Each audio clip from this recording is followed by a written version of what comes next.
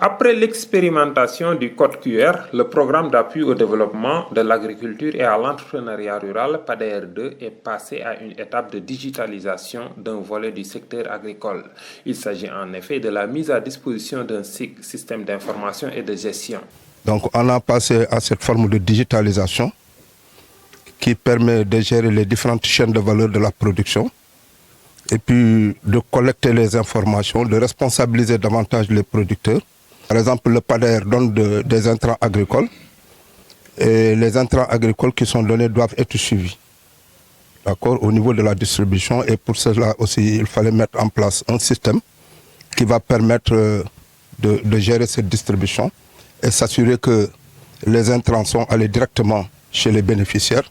Venus des 4 différentes régions de la zone d'intervention du PADER2, Matam, Kolda, Kédougou et Tamba, les organisations de producteurs ont su maîtriser à l'espace de 5 jours les différentes techniques d'utilisation du logiciel dénommé GOB.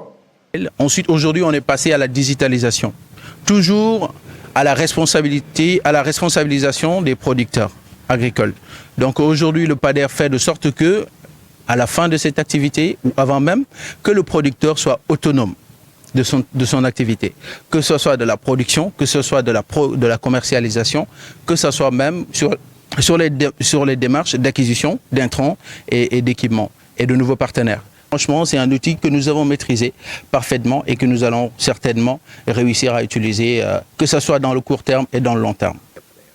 Ça va permettre aussi aux structures techniques de mise en œuvre, que ce soit l'ANCAR, la DRDR, plus les points focaux de l'ASPRODEP, de pouvoir utiliser ce logiciel en un temps. C'est-à-dire, de ce fait, l'utilisation simple, mais ça va nous permettre aussi, à notre niveau, au niveau de l'ICP, que ce soit pour les spécialistes, que ce soit pour le coordinateur, le suivi-évaluation, de voir en temps T qu'est-ce que nous avons distribué, qu'est-ce que nous avons distribué en matière d'intrants, mais surtout en matière de finances.